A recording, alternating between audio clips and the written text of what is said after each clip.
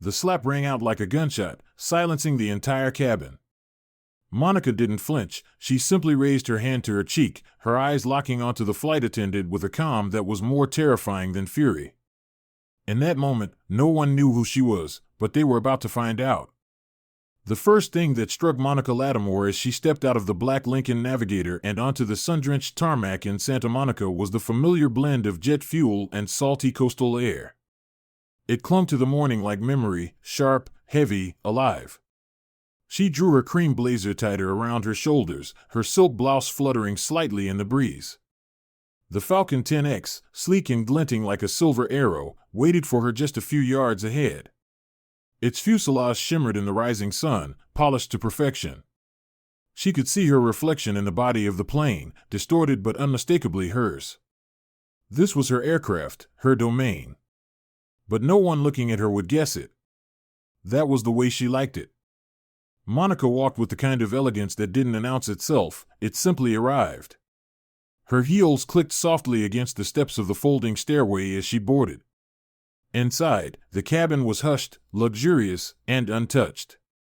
Cream leather seating, warm wood grain accents, and the faintest scent of lavender-scented sanitizer filled the space.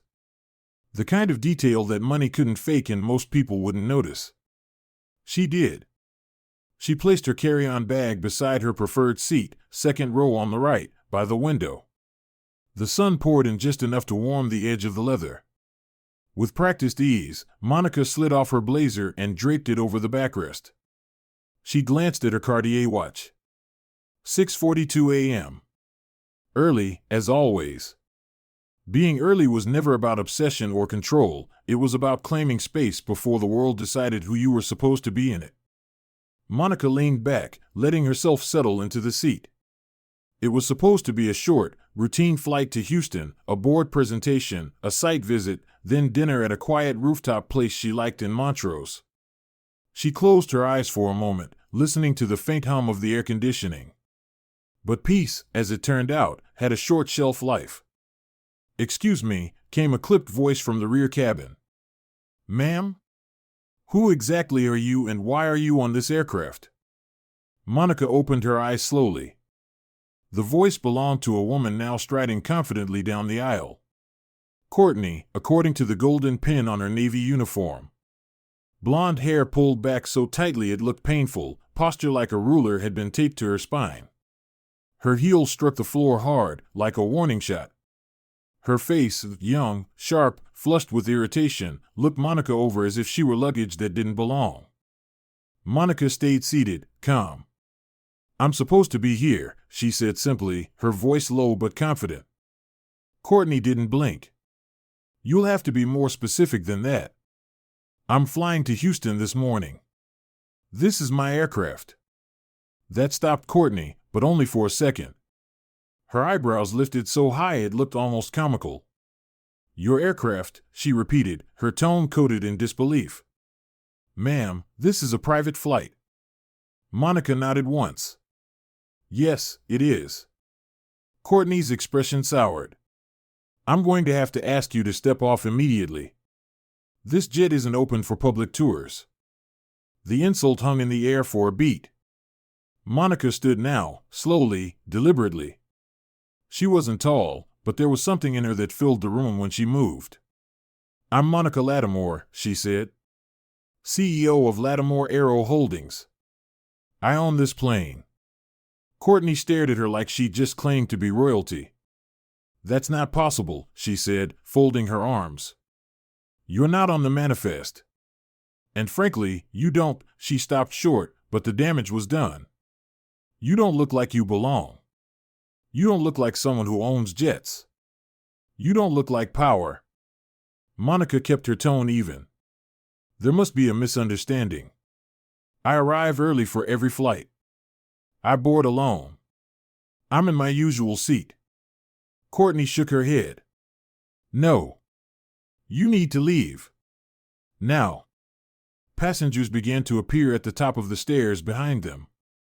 Chatter, rolling carry-ons, the soft buzz of business conversation. None of them knew what was unfolding just yet. Monica didn't move. Her voice dropped, not louder, but colder. I suggest you call the captain." But Courtney didn't call the captain. Instead, she stepped forward and grabbed Monica by the arm, firmly, like she was security escorting out a trespasser. It happened fast. One moment Courtney's hand was on Monica's arm, the next, a slap, loud and unrestrained, cracked through the cabin like a gunshot. Sharp, violent, final. A collective gasp rippled behind them. A young man with a laptop bag froze mid-step. An older couple turned away quickly, as if they'd seen something obscene. A woman clutched her phone, halfway to taking a photo. Monica stood absolutely still. She didn't stumble. She didn't cry out. She simply raised one hand, touched her cheek gently, and looked at Courtney, not with fear, but with something colder. A stillness so controlled it was terrifying. Courtney's expression shifted. For the first time, her face betrayed doubt. She looked down at her own hand as if it had acted without her. "I'm calling security," Courtney stammered, fumbling for her radio with shaking fingers. "You're trespassing." Monica adjusted the cuff of her blouse slowly. "Please," she said quietly. "Do call them." The passengers were frozen in place, unsure whether to sit down or flee. The mood inside the jet had turned electric. Tense. Watching. A figure emerged from the front of the cabin. Tall, dark-skinned, gray at the temples, wearing a pilot's uniform crisp as ceremony. Captain Elijah Brooks. His eyes scanned the scene, locked on Monica, then shifted to Courtney. "Ms. Lattimore," he said clearly, his voice carrying authority. "Is everything all right?" Courtney's head whipped toward him. You know her?" Captain Brooks frowned. "She's the owner of this aircraft. And my employer." Courtney paled. She opened her mouth, but no words came out. Monica didn't even look at her. She turned to the captain, her expression composed. "There's been a mistake. But it's being resolved." Captain Brooks stepped forward, placing himself between the two women like a wall. His voice dropped. "We'll handle it, ma'am. I apologize on behalf of the crew." Courtney looked like she was shrinking. Reality was crashing down on her, frame by frame. The passengers knew now. They had heard. They had seen. There was no taking it back. Monica didn't raise her voice. She didn't demand anything. But the silence that followed was deafening. She reached into her handbag, pulled out a slim black card, and laid it on the nearby drink tray, her name embossed in gold, Monica Lattimore, CEO and founder, Lattimore Aero Holdings. The tension didn't vanish. It thickened. Passengers exchanged murmurs. Someone pulled out their phone, angling for a better view. Eyes didn't leave Monica, not out of pity, but something close to reverence. Courtney stood like a statue. Ashen. Wordless. And Monica? She sat back down, crossed one leg over the other, and looked out the window as though none of it had touched her. The slap might have echoed. But it was Monica's silence that shook the room. The cabin remained suspended in that thick, motionless silence long after Monica returned to her seat. No one dared speak. No one moved with certainty. Even the engines, now idling in preparation for takeoff, seemed quieter somehow, as if they too were waiting to see what happened next. Courtney stood motionless by the galley, her hands clenched tight behind her back, face pale, chest rising and falling in shallow, uneven breaths. Her eyes flicked from Monica to the passengers, then back again, like someone trying to reverse time with willpower alone. But the moment was already sealed. The slap had landed. The truth had followed. And now the fallout was airborne. Monica didn't look at her. She didn't need to. Her silence was more powerful than a dozen comebacks.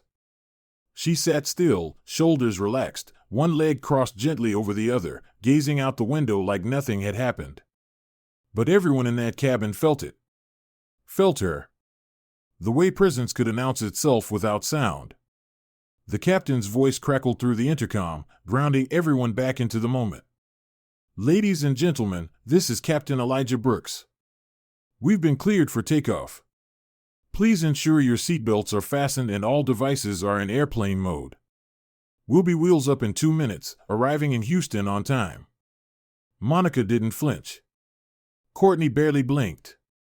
And as the Falcon 10X began its smooth roll down the runway, the weight of unspoken tension lifted just enough for people to breathe again. But only just. Once they reached cruising altitude and the seatbelt sign blinked off, Courtney moved hesitantly down the aisle. Her posture was straighter now, but there was no confidence in it. Every step carried the weight of eyes, watching, judging, remembering. She stopped a few feet from Monica's seat, hands neatly clasped in front of her. Monica didn't look up. Not at first. Courtney cleared her throat. "Ms. Lattimore," she began, voice tight with forced professionalism. "May I get you anything to drink?" Monica turned her head slowly. Her gaze met Courtney's with the kind of calm that forced people to slow down. "Room temperature water," she said. "No ice." "Yes, ma'am," Courtney nodded, retreating like a soldier dismissed. The cabin pretended to return to normal. Passengers fiddled with tablets and unfolded newspapers, but no one was truly distracted. They were watching. Listening. Taking in every detail like a live performance they couldn't look away from. Courtney returned with the glass, holding it with both hands, careful not to spill a drop. She placed it gently on the tray table in front of Monica, then stepped back. Monica picked it up, took a small sip, and set it down again without acknowledgement. That silence said everything. Across the aisle, a venture capitalist in a gray jacket who'd been smug at boarding now sat stock still, unsure whether to speak or shrink. A woman 2 rows up whispered something to her partner, then cast a glance back at Monica that was half curiosity, half awe. The energy on board had shifted completely. Monica hadn't raised her voice.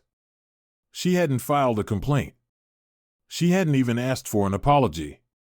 And yet, the authority she carried now filled every square inch of cabin air. She opened her tablet and began reviewing her presentation slides, fingers gliding across the glass with practiced ease. Her company was preparing to break ground on a new hangar expansion in Dallas, a milestone that would double their client capacity and cement Lattimore Aero Holdings as one of the top black-owned private aviation firms in the country. But even with 7 figures on the line, the moment that played out in the aisle minutes ago lingered heavier than any business deal. Because this wasn't about logistics. This was about recognition. Respect. And how easily it was withheld from someone who didn't fit the mold. Courtney lingered in the rear galley, every movement precise and overly cautious, like she was trying to disappear behind the silver drawers and polished espresso machines. She fumbled with her tablet, cross-checking passenger names like doing her job properly now could erase what had already been done. It couldn't. Monica glanced across the aisle. A little girl in braids, maybe 10 years old, sat with her mother in matching denim jackets. The child's eyes locked onto Monica with a kind of quiet admiration. Monica offered her the faintest smile. The girl grinned back. That was the moment Monica knew this flight wasn't just about Houston anymore. It was about every young girl who watched and wondered what power could look like without a title pinned to a suit or a voice raised in anger. It looked like her. 20 minutes later, Captain Brooks stepped out of the cockpit. He moved down the aisle with a gravity that turned heads. He stopped beside Monica's seat and gave her a respectful nod. "Ms. Lattimore," he said clearly, just checking in. "Is everything all right?" Monica looked up from her tablet, calm as ever. "It is now, Captain." He nodded once more, then turned to the rest of the passengers. "Thank you all for flying with Lattimore Aero Holdings. We pride ourselves on world-class service and professionalism. And we appreciate your trust." It was subtle. No apology was spoken. But everyone on board heard it. Everyone knew who that was for. Monica returned to her work, but the message had already been sent. Not with a press release or a tweet, but with poise, presence, and patience. Across the cabin, Courtney stood watching. Her face betrayed something that hadn't been there earlier: humility. Not performance. Not PR damage control. Something real. She approached Monica's seat again, this time slower, her voice quieter. Ms. Lattimore, I'd like to. Monica looked up. The look in her eyes stopped Courtney cold. Not here, Monica said gently. Not like this. Courtney's lips pressed into a thin line. She nodded, retreating once again. This flight wasn't about apologies. It was about recognition, about learning to see what you refused to see before. The Falcon 10X floated through the clouds with unnatural smoothness. Outside, the world looked peaceful with blue skies, sunlight reflecting off winglets. But inside, a storm had already come and gone. Monica reclined her seat slightly and closed her eyes. She didn't need to win arguments. She didn't need to demand retribution. She already had the truth on her side. And at 41,000 feet, that truth rang louder than anything else in the sky.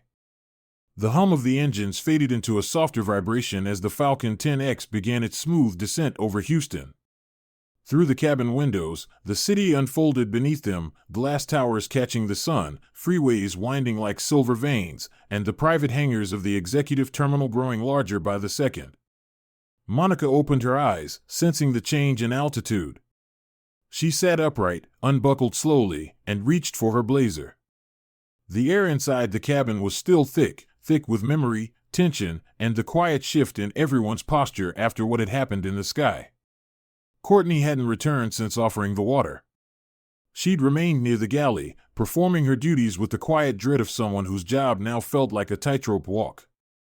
Every glance from the passengers reminded her she wasn't invisible, not anymore, and not in the way she used to be. Monica slid into her blazer and smoothed the collar with a simple motion, deliberate and calm. She wasn't in a rush. She never was. When the wheels touched down on the tarmac with a feather-light kiss, the cabin let out a collective breath no one realized they'd been holding. They had flown 2 hours together through more than just airspace. Captain Brooks's voice came through the intercom, crisp and firm. Ladies and gentlemen, welcome to Houston Executive Airport. The weather is a clear 72 degrees, and we'll be taxiing to our private terminal shortly. On behalf of Lattimore Aero Holdings, thank you for flying with us today. Even his tone carried a weight it hadn't before, more reverent, more aware. The plane eased into its designated spot on the private tarmac, slowing to a graceful stop. Outside the tinted windows, Monica spotted him right away, a man in a tailored navy suit, standing beside the mobile stairs, holding a black leather tablet and wearing dark sunglasses. He wasn't airport staff. He wasn't a pilot. He was corporate. Lattimore Holdings Corporate. Her team had moved faster than even she anticipated. Courtney saw him, too. Her breath hitched. Her hand gripped the edge of the galley counter so tightly her knuckles blanched white. She didn't speak. She didn't move. She didn't blink. Monica remained in her seat as passengers began to gather their belongings. Some looked at her with quiet nods of respect. One woman offered a soft thank you for today, under her breath, then turned and guided her teenage son toward the exit. He looked back twice before disappearing down the aisle. Monica waited. She always let everyone else leave first. The Falcon emptied out slowly. The silence in the cabin was different now, not the thick discomfort from earlier, but a quiet that felt like the aftermath of truth. Once the last passenger exited, Monica rose.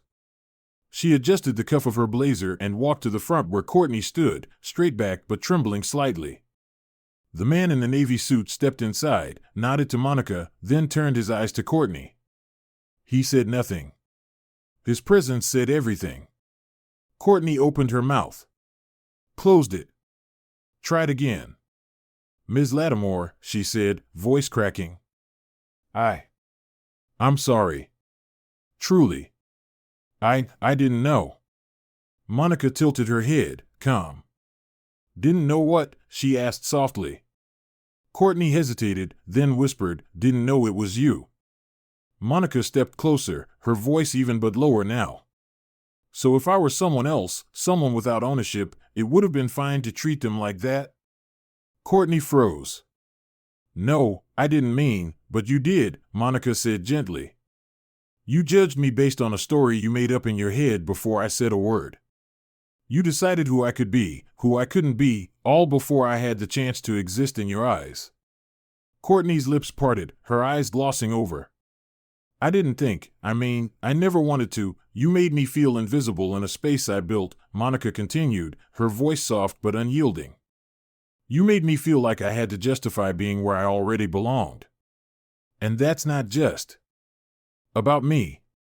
That's about every woman who looks like me, walks like me, works harder than everyone in the room, and still gets told to prove they deserve the seat they paid for. Courtney's shoulders slumped. Her mouth worked but no sound came out. The man in the suit said nothing, simply watching, absorbing. Monica reached into the pocket of her blazer and retrieved a single business card. She placed it on the fold-out tray near the door. It was the same as always, deep matte black, gold foil text, elegant and minimal. Monica Lattimore, founder and CEO, Lattimore Aero Holdings. The card sat there like a challenge. A mirror. A reminder. I'm not here to ruin you, Monica said.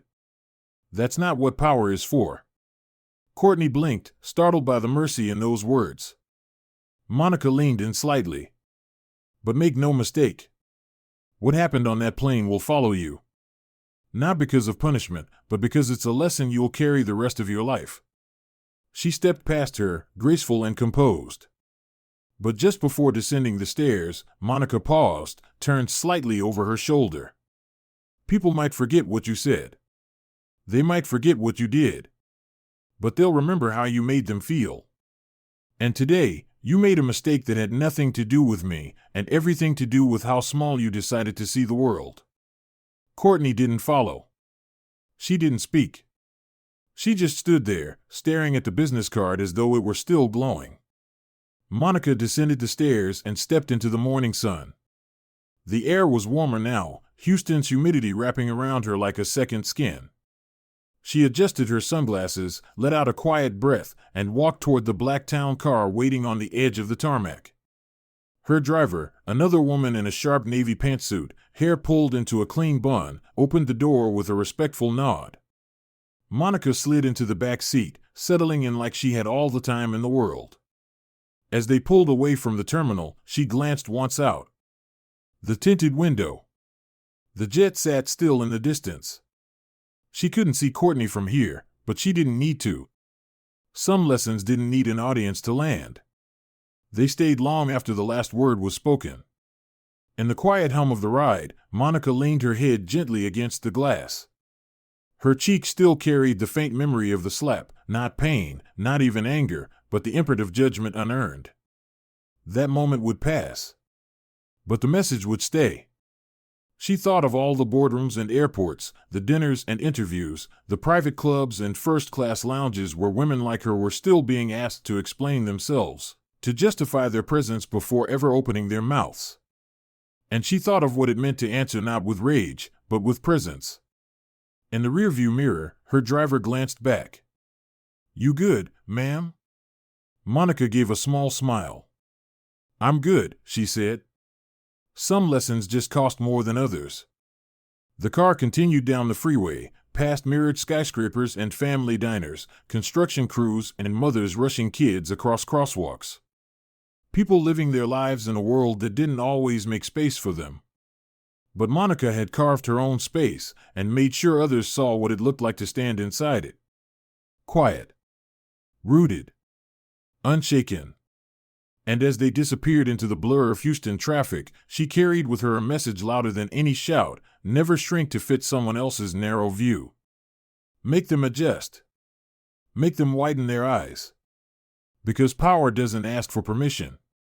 It arrives. And it stays.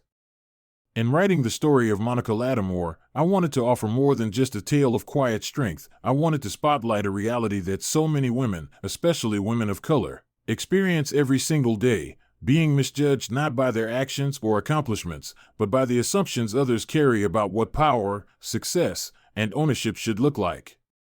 Monica's journey on that private jet was not just a flight from Santa Monica to Houston, it was a confrontation with the subtle, insidious face of prejudice that often hides behind uniforms, titles, and misplaced authority.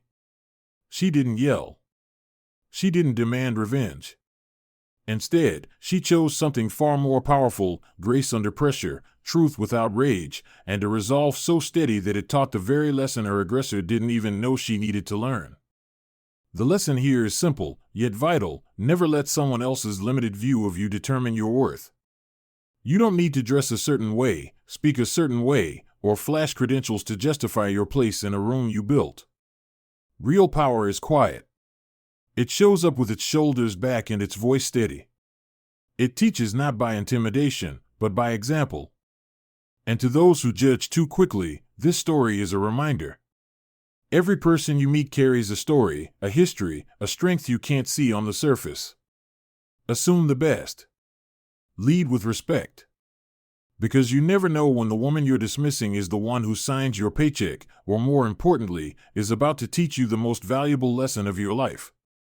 To every listener who joined us today, thank you. Thank you for choosing to spend your time with U.S. Justice Story.